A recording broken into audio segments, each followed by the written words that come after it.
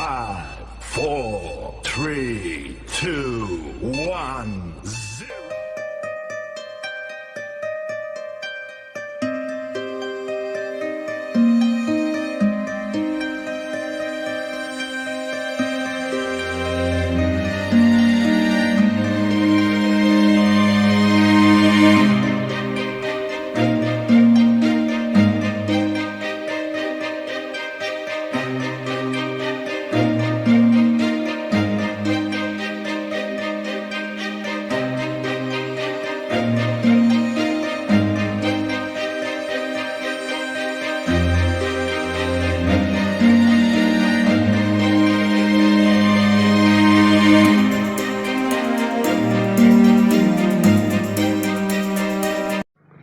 Assalamualaikum warahmatullahi wabarakatuh. Waalaikumsalam. Bapak Ibu, saya minta bantuannya karena ini ada tugas CGP yaitu desiminasi, yang mana desiminasi ini saya harus menyampaikan beberapa hal terkait dengan budaya positif. Yang pertama, salam dan bahagia. Assalamualaikum warahmatullahi wabarakatuh. Waalaikumsalam warahmatullahi wabarakatuh. Ini adalah pengimbasan modul 1.4. Jadi dalam CGP ini Bapak Ibu banyak modul. Yang saya jalani sekarang ini adalah modul 1.4, yaitu program penggerak. Nah, dalam modul 1.4 yaitu tentang budaya positif. Nah, dari budaya positif ini eksplorasi konsep diantaranya ada 6. Itu yang pertama ada perubahan paradigma dan stimulus respon ke teori kontrol. Yang kedua kebutuhan dasar manusia. Yang ketiga arti disiplin. Dan 3 motivasi perilaku manusia. 4 keyakinan kelas, hukuman dan penghargaan. Yang kelima posisi kontrol. Yang keenam yaitu segitiga restitusi. Nah, dalam budaya positif atau disebut juga ekosistem positif, kalau menurut Ki Hajar Dewantara, yaitu kita ambil contoh misalnya perbandingannya dengan hidup tumbuh-tumbuhan seorang petani. Dalam hakikatnya sama kewajibannya dengan seorang pendidik yang menanam padi misalnya.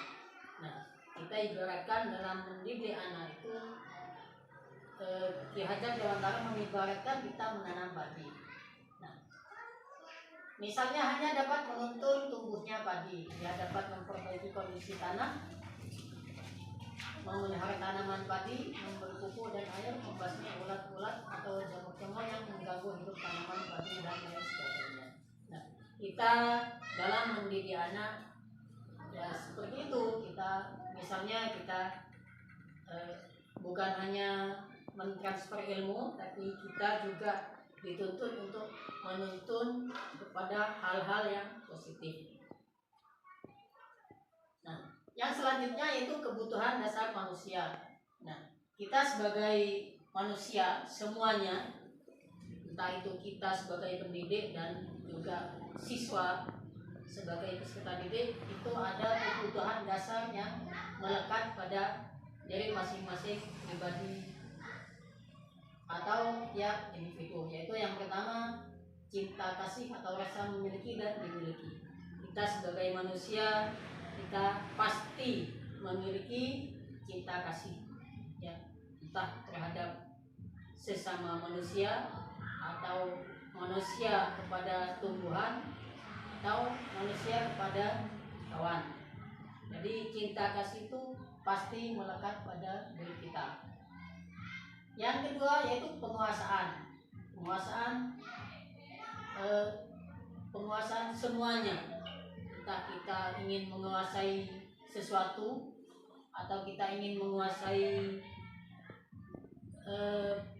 atau kita sebagai pemimpin ingin menguasai yang kita pimpin, atau kita sebagai pendidik ingin menguasai peserta didik. Yang ketiga yaitu kesenangan. Pasti kita sebagai manusia mempunyai rasa kesenangan, entah itu senang pada HP atau senang pada sesuatu yang indah menurut kita atau lain sebagainya. Yang keempat yaitu kebebasan. Kita ingin bebas. Ya. Pada dasarnya kita itu ingin bebas dalam melakukan semuanya. Bebas ingin melakukan hal-hal yang kita mau.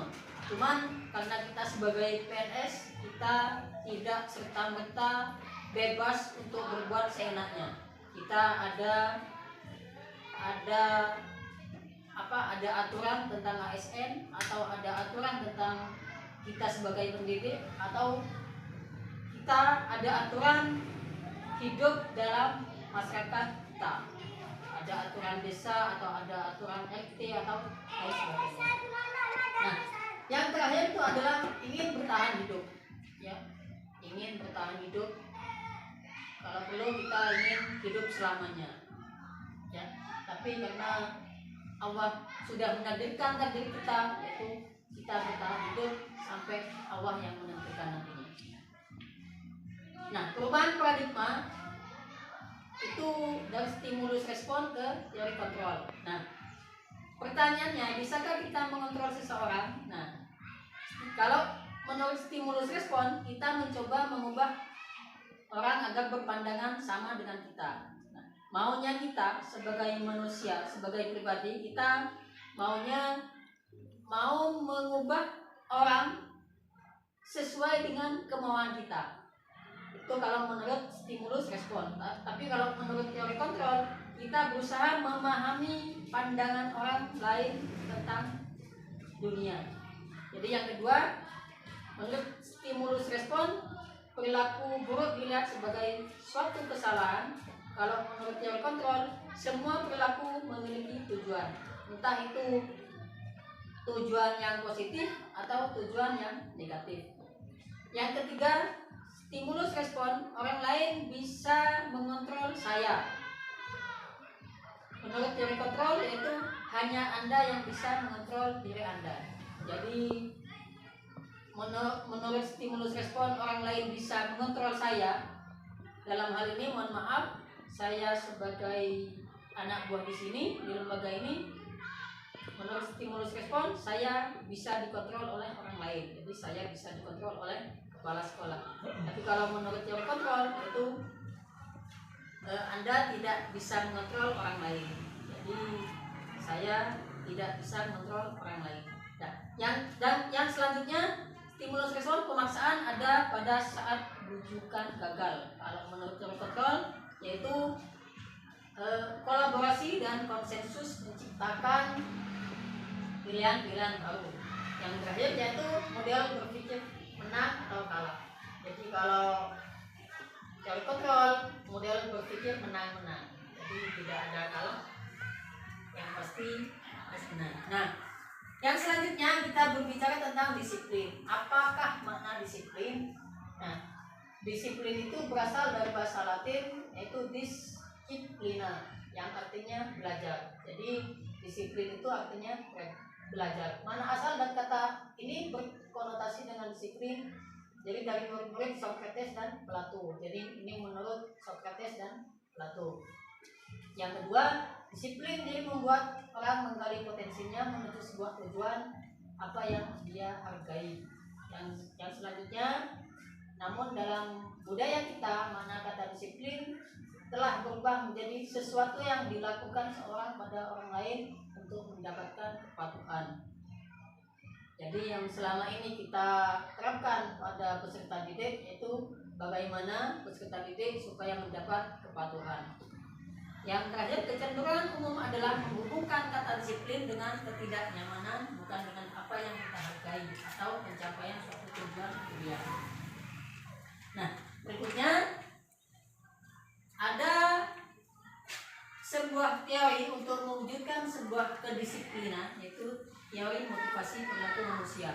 Nah, di sini ada 4 motivasi. Ada 3 motivasi. Yang pertama, motivasi eksternal untuk menghindari ketidaknyamanan atau hukuman. Misalnya, apa yang akan terjadi apabila saya tidak melakukannya. Jadi ada sebuah motivasi eksternal untuk menghindari ketidaknyamanan atau hukuman. Yang kedua, motivasi yang eksternal kedua adalah untuk mendapatkan imbalan dari orang lain atau institusi. Jadi motivasi kita yang kedua, misalnya kita yang kita jalani sekarang ini, kita melakukan absen online, yaitu motivasi kita untuk mendapatkan imbalan dari orang lain atau instansi atau institusi. Jadi itu sebuah motivasi bagi kita, bagaimana supaya kita tidak datang tidak telat, absen tidak telat. Jadi motivasinya untuk mendapatkan imbalan supaya gaji kita tidak dipotong. Jadi menurut saya gaji itu adalah imbalan. Nah, motivasi yang ketiga yaitu motivasi internal atau tujuan positif. Untuk menghargai diri sendiri menjadi insan sesuai harapan kita. Jadi pada motivasi yang ketiga ini kita tidak mau disanksi atau tidak mau kena hukuman. Yang kedua, kita tidak ingin mendapatkan imbalan. Jadi motivasi yang ketiga adalah untuk menghargai diri sendiri sebagai pendidik. Karena kita sebagai pendidik, kita absen, kita patuh terhadap aturan yang ada. Jadi motivasinya supaya menjadi insan yang sesuai dengan harapan kita. Berikutnya adalah merdeka. Menurut Ki Hajar Dewantara, merdeka itu artinya tidak hanya terlepas dari perintah, akan tetapi kita cakap buat pemerintah itu sendiri. Jadi merdeka itu tidak hanya tidak hanya terkait dengan perintah atau tugas. Jadi kita juga bisa memerintah diri sendiri, artinya kita bisa melakukan yang kita mau. Yang jelas kita sebagai pendidik kita akan melakukan hal-hal yang positif dan tidak akan melakukan hal-hal yang negatif. Nah, untuk budaya positif ini selanjutnya,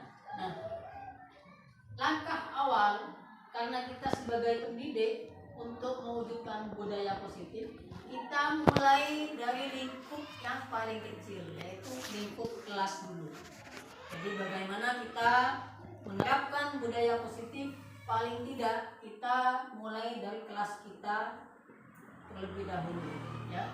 Dalam hal ini kita membuat peraturan kelas atau tata tertib kelas, misalnya masuk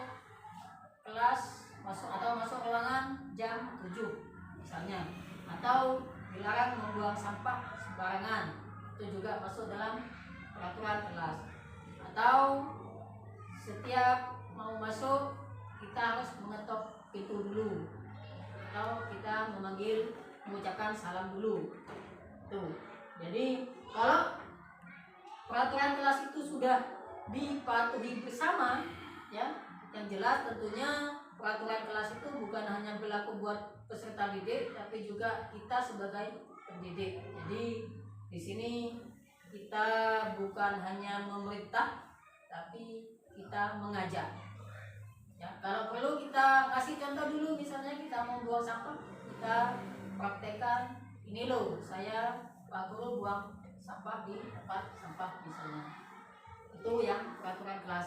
Yang kedua, kalau peraturan kelas sudah kita terapkan, kita kondisikan, maka untuk yang selanjutnya, ruang lingkup yang selanjutnya itu bukan lagi ke peraturan kelas, tapi keyakinan kelas. Jadi peraturan yang sudah dicerna oleh peserta didik, maka tanpa adanya aturan pun, kalau ini sudah melekat pada diri masing-masing peserta didik, maka tanpa aturan pun mereka akan yakin bahwa kita tidak membuang sampah sembarangan, kita datang jam 7, kita masuk kelas harus ketok pintu dulu, atau kita masuk kelas kita melaksanakan mengucapkan assalamualaikum dulu.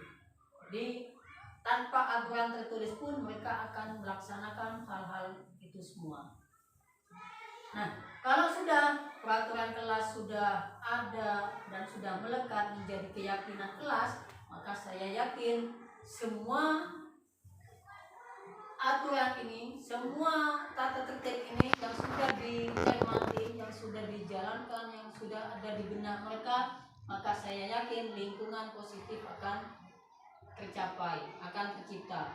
Tidak sembarangan membuang sampah di halaman, tidak makan-makan, misalnya tidak makan-makan sambil berjalan atau sambil berdiri misalnya. Jadi lingkungan positif pasti sudah melekat pada diri mereka. Nah, yang berikutnya yaitu keyakinan kelas, hukuman, dan penghargaan.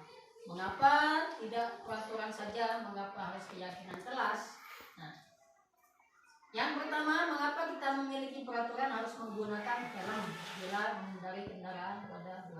Nah, ini karena kita sudah terikat dengan aturan bahwa misalnya kita mengendari roda 2, kita harus menggunakan helm. Tanpa aturan pun misalnya, itu dengan sendirinya kita kalau mau ke Bondowoso misalnya, kita pasti sudah memakai helm. Apalagi ada aturannya, kalau tidak pakai helm kita kena tilang misalnya. Itu yang kedua, mengapa kita memiliki peraturan 3M? Menggunakan masker, mencuci tangan, dan menjaga jarak 1,5 meter. Itu yang terkait dengan masalah COVID yang kemarin kita menggunakan 3M ini.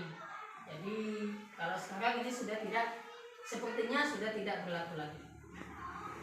Yang ketiga, mengapa kita memiliki peraturan harus datang tepat waktu pada saat mengikuti pelatihan. Nah, seperti yang saya jelaskan tadi, aturan itu kita yang buat, kita yang menjalani, ya, harapannya supaya aturan itu dilaksanakan oleh semua elemen yang ada di sebuah lembaga. Yang berikutnya, nah misalnya ini keyakinan kelas. Nah, misalnya masuk kelas tepat waktu, seperti yang sudah saya jelaskan tadi. Kita lanjut saja.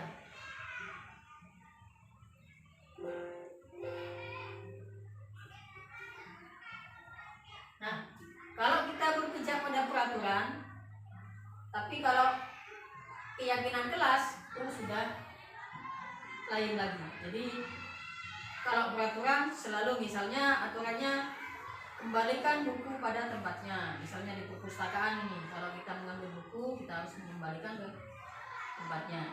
Nah, kalau keyakinan kelas atau nilai kebajikan yang dituju itu sudah tanpa disuruh pun mereka akan mengembalikan ke tempatnya. Jadi sudah merasa punya tanggung jawab untuk mengembalikan buku ke tempatnya. Yang kedua, peraturan misalnya dilarang mengganggu orang lain. Kalau sudah nilai kebajikan yang dituju yaitu menghormati, pasti mereka akan menghormati orang lain atau diri sendiri. Jadi tidak akan mengganggu, tapi mereka akan menghormati. Yang ketiga, ada di sekolah 15 menit sebelum pembelajaran dimulai. Itu kalau pada peraturan. Tapi kalau pada keyakinan kelas atau nilai kebajikan yang dituju, menghormati orang lain atau komitmen pada tujuan. Bukan hanya aturan lagi, tapi kita sudah berkomitmen bahwa kita akan datang ke sekolah sebelum 15 menit pelajaran dimulai. Kalau pada peraturan selanjutnya yaitu dilarang melakukan kekerasan. Tapi kalau pada keyakinan kelas, keselamatan menghormati orang lain. Yang berikutnya dilarang menggunakan narkoba. Nah, itu lingkupnya sudah umum. Jadi bukan di lembaga saja, tapi lingkupnya sudah umum. Kalau keyakinan kelas atau nilai kebajikan yang dituju adalah itu untuk menjaga sebuah kesehatan. Jadi tidak terkait dengan aturan lagi. Yang berikutnya pergantian atau menunggu giliran. Kalau keyakinan kelas atau nilai kebajikan yaitu menghormati orang lain atau kesabaran. Jadi kalau antri itu biasanya tidak sabar ibu-ibu, pasti ingin dahulu, pasti ingin di depan. Karena kita sudah punya nilai kebajikan, maka menghormati yang di depan atau menghormati nomor yang di depan, dan kita harus sabar untuk menunggu. Nah, yang berikutnya yaitu menggunakan masker. Kalau keyakinan kelas itu tentang kesehatan dan keselamatan. Kalau pada saat TMM yang kemarin itu kita aturannya kita harus menggunakan masker, tapi kalau nilai kebajikannya itu bukan untuk apa-apa, bukan untuk gaya-gaya, tapi untuk kesehatan atau keselamatan kita. Yang selanjutnya, jangan berlari di depan kelas, di kelas atau koridor, yaitu nilai kebajikannya adalah keselamatan dan keamanan. Berikutnya, dihukum oleh penghargaan. Nah, kalau kita dalam mendidik itu kita menghukum, ya, maka pengaruhnya adalah hanya pada jangka pendek saja atau jangka panjang. Nah, hukuman itu tidak efektif, ya Bapak Ibu.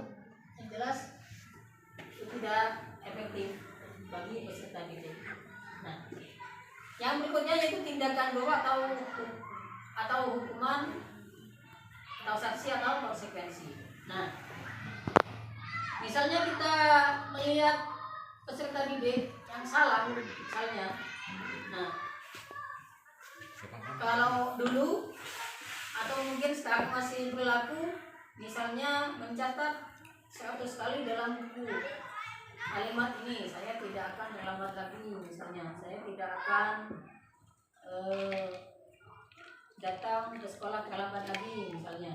Itu kalau dulu hukumannya itu harus menulis atau lari keliling lapangan, misalnya. Itu adalah sebuah hukuman, ya.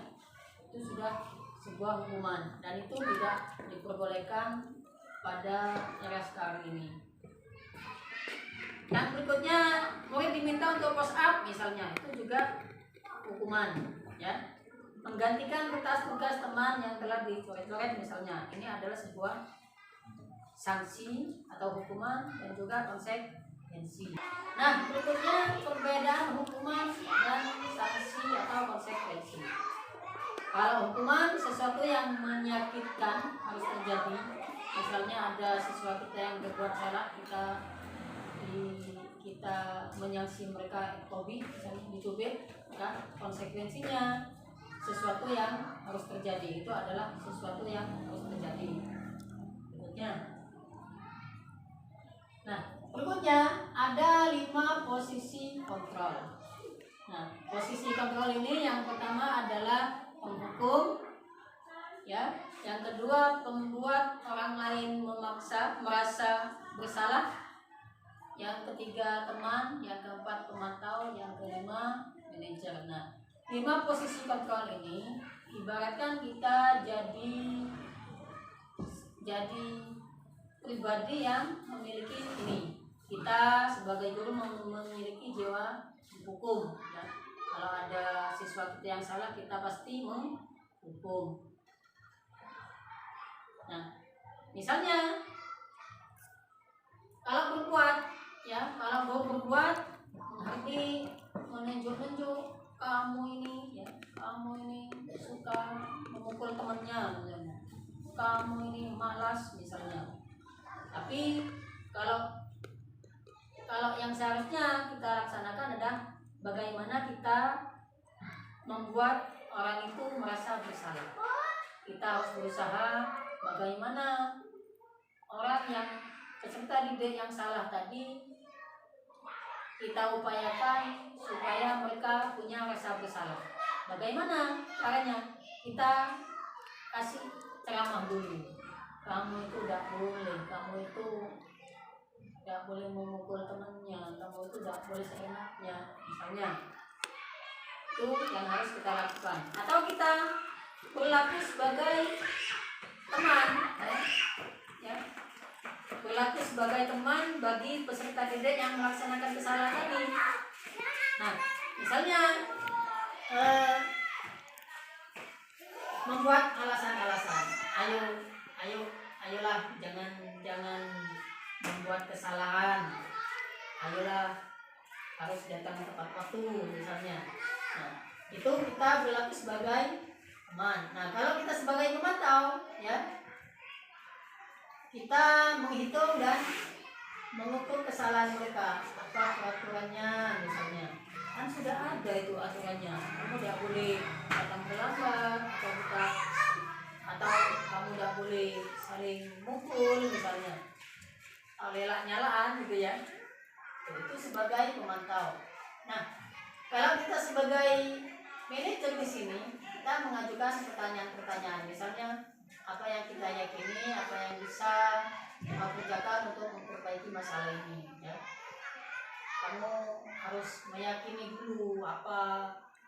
Coba kalau kamu disakiti atau kamu dipukul, sakit enggak? Nah, itu adalah kita berusaha untuk meyakini mereka. Nah, berikutnya adalah tentang restitusi. Restitusi ini salah ketik ya, mohon maaf. Restitusi adalah proses menciptakan kondisi bagi murid untuk memperbaiki kesalahan mereka, sehingga mereka bisa kembali pada kelompok mereka dengan karakter yang kuat. Ini menurut Gosen, ya. Bagaimana kita menciptakan restitusi? Cirinya yang pertama bukan untuk menembus kesalahan, namun untuk belajar dari kesalahan. Jadi cirinya bukan untuk menembus kesalahan, tapi untuk belajar dari kesalahan. Yang kedua, memperbaiki hubungan. Yang ketiga, tawaran bukan paksaan. Yang keempat, restitusi menuntut untuk melihat ke dalam diri. Jadi bukan untuk melihat orang lain. Yang kelima, restitusi menjadi kebutuhan dasar yang mendasari tindakan. Jadi kita akan berbuat salah, kita akan berbuat sesuatu, kita melihat dasar tindakan kita dulu. Yang keenam, restitusi sendiri adalah caranya yang paling baik. Yang ketujuh, restitusi fokus pada solusi. Jadi restitusi itu fokus pada solusi, bukan pada sanksi. Ya, yang kedelapan, restitusi fokus pada karakter bukan tindakan. Jadi kita mendidik peserta didik dengan sebaik mungkin. Jadi membentuk karakter mereka itu supaya menjadi orang yang baik, bukan kita memberikan tindakan atau kita memberikan sanksi. Yang kesembilan, restitusi mengembalikan murid yang berbuat salah pada kelompoknya. Jadi meskipun mereka berbuat salah, kita tetap membiarkan mereka pada kelompoknya. Nah, dalam restitusi ini ada 3 segitiga. Yang pertama, validasi tindakan yang salah. Yang keempat, menstabilkan identitas. Yang ketiga, menanyakan keyakinan. Nah, ini adalah sebuah segitiga restitusi. Di sini ada kamu tentu punya alasan mengapa melakukan itu. Nah, dalam validasi tindakan yang salah ini, kita tidak serta-merta kenapa kamu melakukan itu, tidak ya, tapi kita bertanya dulu, kenapa kamu datang terlambat, gitu ya. Apa mungkin ibunya masih masak, belum masak misalnya, atau ibunya masih mencuci, gitu ya. Jadi dalam melakukan validasi tindakan yang salah ini, kita menanya dan mencari pokok permasalahannya. Nah, pada menstabilkan identitas, ya, setiap orang pasti pernah melakukan kesalahan. Kamu bukan satu-satunya yang pernah melakukan ini. Nah, misalnya ada siswa kita yang berbuat salah, maka kita stabilkan dulu identitasnya, ya. Betul, bukan hanya kamu yang salah, misalnya banyak temannya juga bisa berbuat salah, misalnya kita stabilkan identitasnya dulu. Nah, dalam segitiga yang ketiga yaitu menanyakan keyakinan, nilai-nilai apa yang telah kita sepakati. Kan kita sudah ada aturan, misalnya kamu itu tidak boleh memukul temannya, misalnya tidak boleh tidak boleh mencontek pekerjaan temannya, kan sudah ada kesepakatan, ya. Jadi kita meyakinkan kembali aturan atau keyakinan jelas yang sudah kita buat bersama, ya. Kan kita sudah sepakat bahwa kita tidak akan datang terlambat, misalnya. Nah, kalau kamu seperti itu, maka kamu ingin menjadi orang seperti apa, misalnya. Kalau kamu sering terlambat, kamu sering mukul temennya, misalnya, mau jadi apa kamu, kan gitu ya. Jadi tidak serta-merta kita menempeleng atau kita mencubit, gitu. Jadi dalam segitiga restitusi ini kita akan menindak seseorang itu dengan membentuk karakter pada peserta didik supaya mereka menyadari tentang kesalahannya. Nah, berikutnya ini bahasa yang perlu kita gunakan ya dalam menstabilkan identitas untuk membuat anak yang merasa gagal karena berbuat salah menjadi positif terhadap dirinya. Guru bisa berkata ini, berbuat salah itu hal yang manusiawi. Biasa kamu berbuat salah, tapi jangan ulangi, kan itu ya. Tidak ada manusia yang sempurna. Ya, Pak Guru meyakini misalnya di sini tidak ada yang sempurna, pasti berbuat salah. Kamu juga salah, kamu jangan ulangi kesalahan kamu, misalnya seperti itu ya. Jadi ini Bapak Ibu bahasa yang sepatutnya kita gunakan saat siswa itu berbuat kesalahan. Kenapa deh?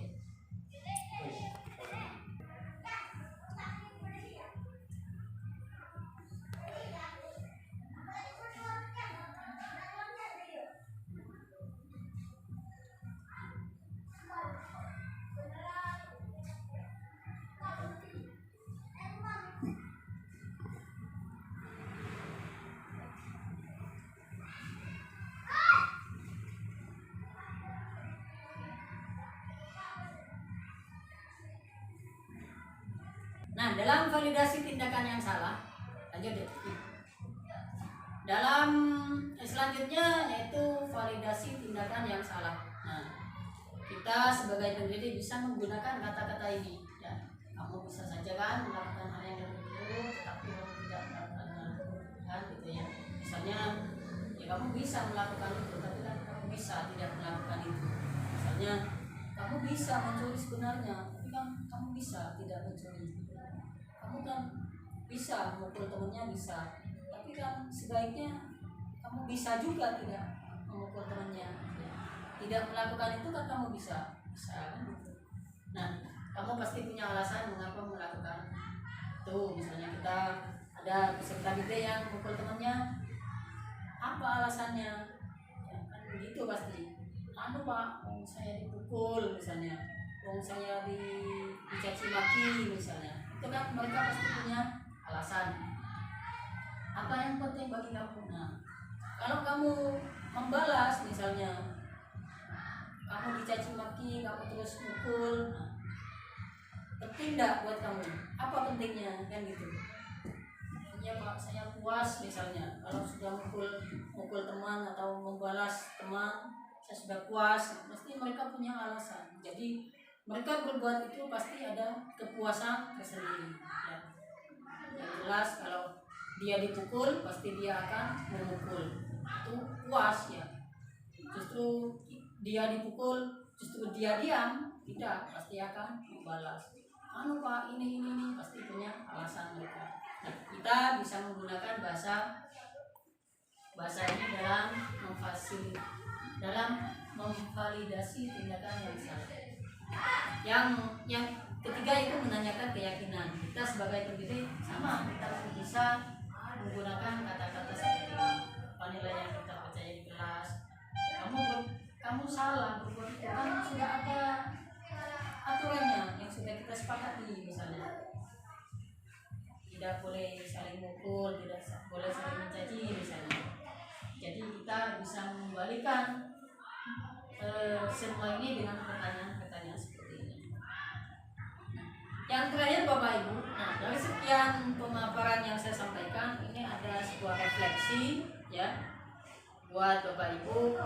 Satu hal baru apa yang mengubah paradigma saya yang saya dapatkan, yang sudah saya paparkan dari awal sampai akhir ini, pasti Bapak Ibu punya refleksi apa yang harus saya lakukan. Yang kedua, perasaan apa yang muncul selama mengikuti sesi ini. Jadi perasaannya mungkin saya senang misalnya. Saya senang kalau ada nanti bisa makan-makan ke kafe mana gitu. Itu ya. Baik. Yang ketiga, peran pamong seperti apakah yang saya telah lakukan selama modul ini. Jadi Bapak Ibu bisa merefleksikan. Yang keempat, saya akan menjadi pamong yang seperti apakah setelah mengikuti modul ini. Jadi mungkin hanya itu pemaparan dari saya Bapak Ibu, karena ini diseminasi merupakan tugas yang harus saya jalani. Saya ucapkan terima kasih, mohon maaf kalau ada kata-kata yang kurang berkenan buat Bapak Ibu dalam presentasi kali ini. Jadi saya ucapkan terima kasih juga ke Bapak Kepala Sekolah yang sudah meluangkan waktunya untuk mengumpulkan teman-teman, untuk mengizinkan saya memaparkan diseminasi. Saya juga terima kasih atas dukungan Bapak Ibu dan juga Bapak Kepala Sekolah atas terlaksananya diseminasi kali ini. Kalau ada hal-hal yang kurang berkenan, saya pribadi saya mohon maaf yang sebesar-besarnya. Terima kasih. Wassalamualaikum warahmatullahi wabarakatuh. Waalaikumsalam. Assalamualaikum warahmatullahi wabarakatuh. Waalaikumsalam warahmatullahi wabarakatuh. Pak Guru akan membuat keyakinan kelas. Nah, apa keyakinan kelas itu? Keyakinan kelas adalah nilai-nilai kebajikan universal yang disepakati secara tersirat dan tersurat, terlepas dari latar belakang, suku, negara, bahasa maupun agama. Keyakinan kelas adalah kesepakatan kelas yang dibuat berdasarkan nilai-nilai kebajikan universal. Nah, kita akan membuat kesepakatan, kita akan membuat sebuah peraturan yang nantinya peraturan itu kita buat keyakinan kelas. Nah, apa saja peraturannya? Karena kalian masih siswa, ya. Contohnya nanti kita buat satu-satu. Nanti Pak Guru tunjuk semuanya ini. Pak Guru suruh nanti untuk maju ke depan menuliskan apa-apa yang akan kita sepakati bersama. Ya, contoh, setiap masuk kelas kita harus mengucapkan assalamualaikum, itu ya. Contoh, itu adalah sebuah aturan. Misalnya lagi, yang piket harus nyapu. Nah, itu juga aturan, ya. Ada lagi, datang tidak boleh terlambat. Nah, itu kan aturan, ya. Ada lagi misalnya jangan membuang sampah sembarangan. Nah, itu juga aturan. Nah, ada banyak lagi aturan-aturan yang harus kita sepakati. Kita nanti tulis satu-satu, nanti kita bahas, kita ambil kesepakatan. Oh ya? Coba saya mulai dari yang cewek dulu. Apa unek-unek, apa keinginan supaya keinginan itu menjadi sebuah peraturan yang nantinya kita bahas untuk diambil kesepakatan, ya. Saya mulai dari Lucy nih. Lucy tulis aturannya apa supaya kita bisa mematuhi, ya. Ya, contohnya yang tadi itu, misalnya tidak boleh datang terlambat, misalnya tidak membuang sampah sembarangan, ya. Apalagi banyak, ya. Misalnya yang piket harus nyapu, yang sudah Pak Guru sebutkan tadi, ya. Ayo sih, ya. Silakan yang lain berpikir, nanti yang lain menulis juga, ya. Coba kamu untuk juga. Siapa namanya? Misal, tulis misalnya tidak boleh mencapai, kan banyak aturan-aturannya. Boleh di sebelahnya Susipi. Ya.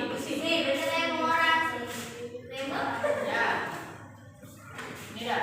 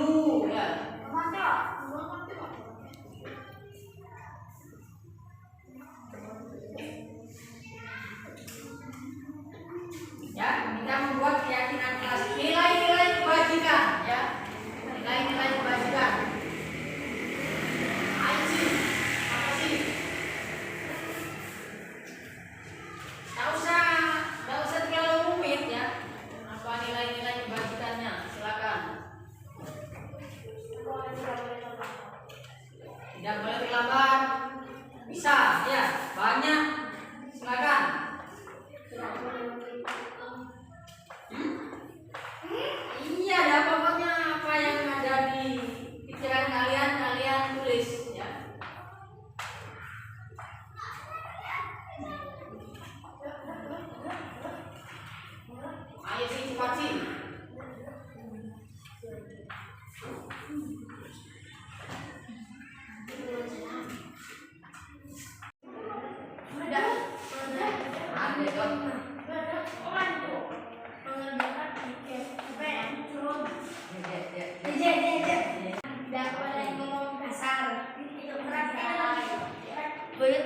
Kita sudah menulis apa yang menjadi pemikiran kalian supaya itu dijadikan kesepakatan untuk kita laksanakan bersama, ya? Sepakat ya? Sepakat. Nah, kita bahas satu-satu. Misalnya, kita tidak boleh bertengkar, ya? Bisa ya? Bisa ya? Sepakat? Apa ada yang tidak sepakat? Misalnya, oh tak usah Pak, itu udah cocok, misalnya ya. Tidak apa-apa. Alasannya apa? Misalnya kita tidak sepakat, ya. Sepakat ya?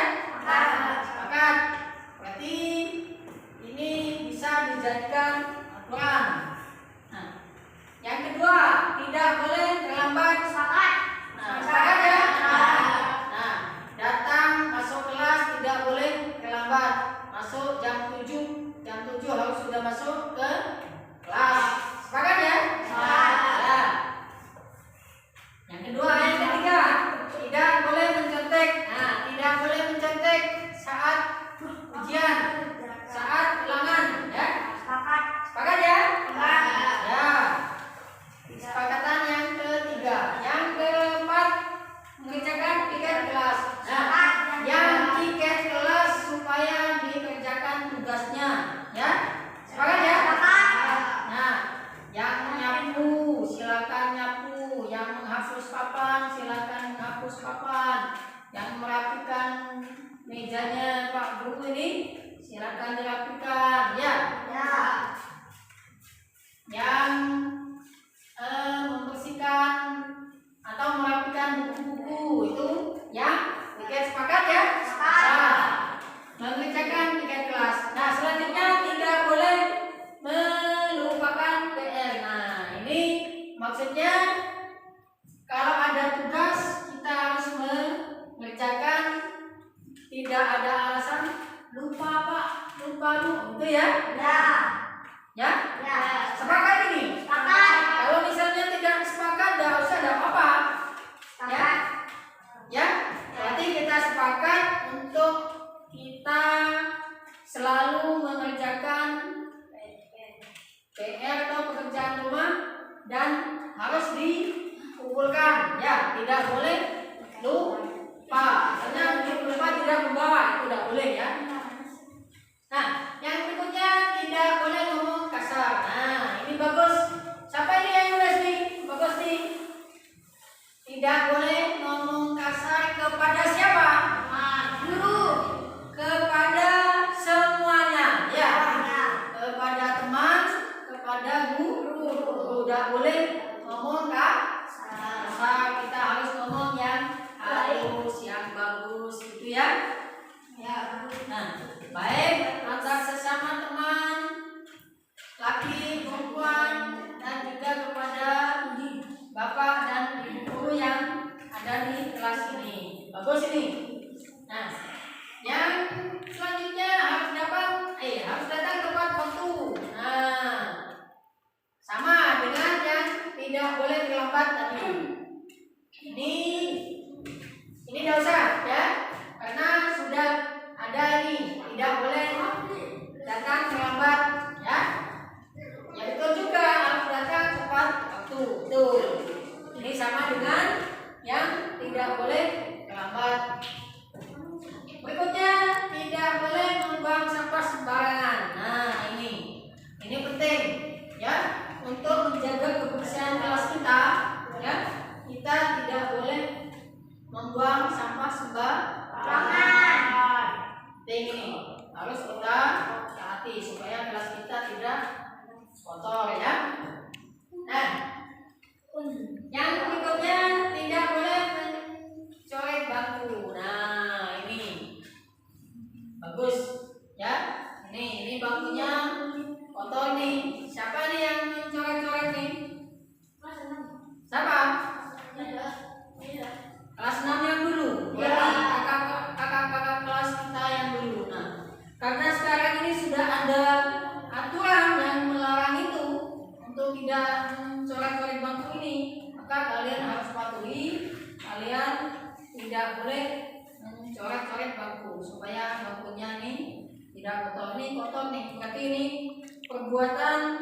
kakak-kakak kelas kita yang sudah guru ya? Bukan kalian? Ya, yakin bukan kalian? Ya, berarti perilaku seperti ini jangan kita tiru ya. Ini hal-hal yang tidak bagus. Nah, dari beberapa kesepakatan yang sudah kita buat, yang sudah kalian sepakati ini, maka kalian tidak boleh melanggar yang sudah kita tulis ya. Kita harus mematuhi ya. Sepakat ya? Nah, karena ini sudah sepakat, maka keyakinan kelas ini kita sudah sepakati supaya kita laksanakan bersama ya.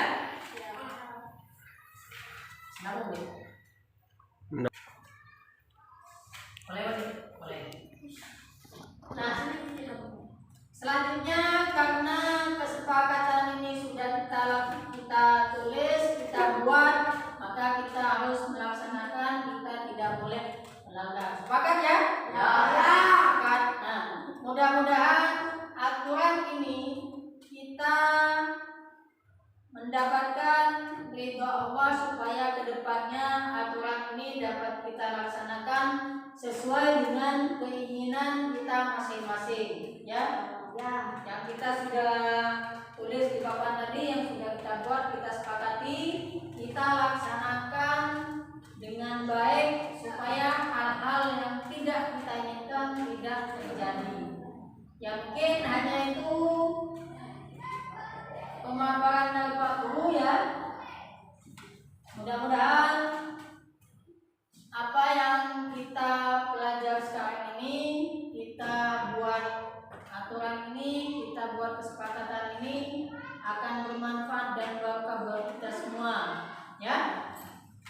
Mohon maaf apabila ada kata-kata yang kurang berkenan dari Pak Guru mohon maaf ya. Wabillahi taufiq wal hidayah. Assalamualaikum warahmatullahi wabarakatuh. Waalaikumsalam warahmatullahi wabarakatuh.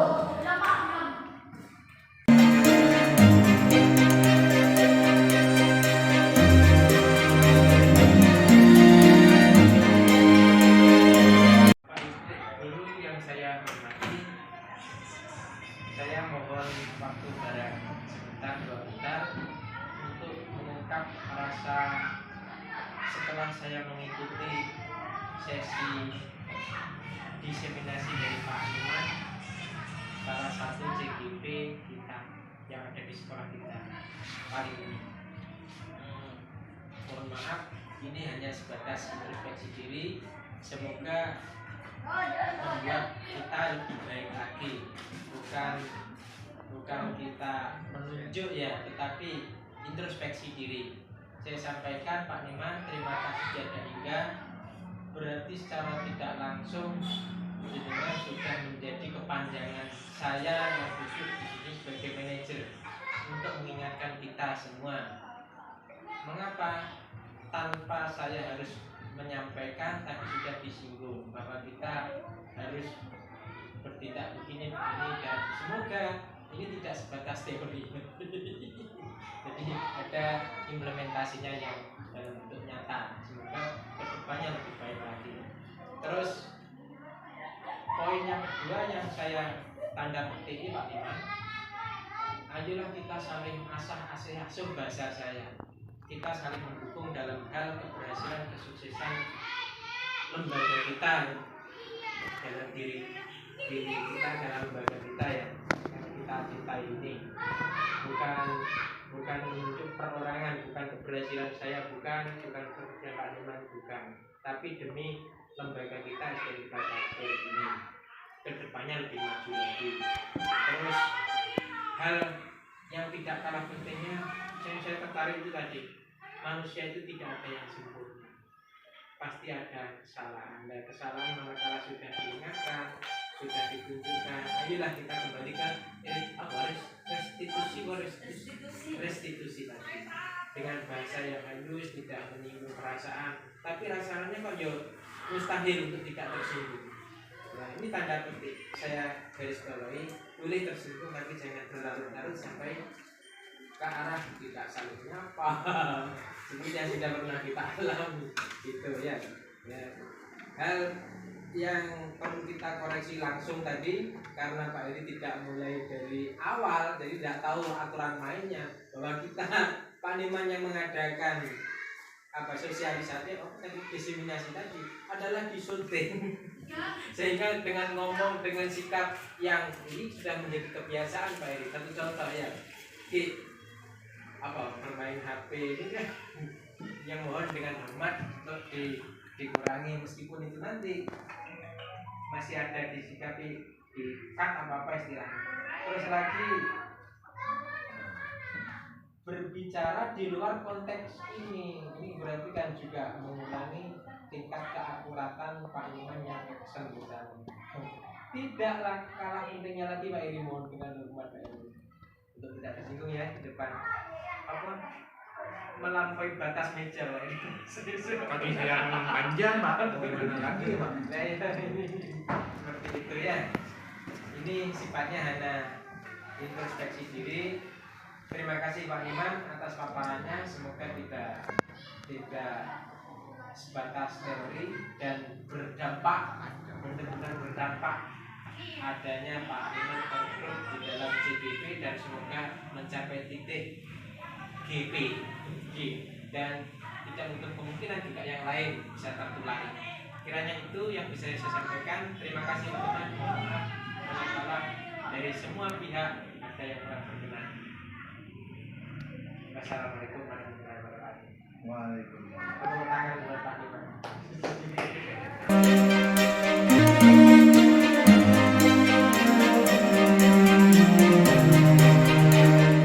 Dengan adanya keyakinan kelas ini, semoga kita semua bisa menjalani dengan baik. Terima kasih Pak Niman atas bimbingannya.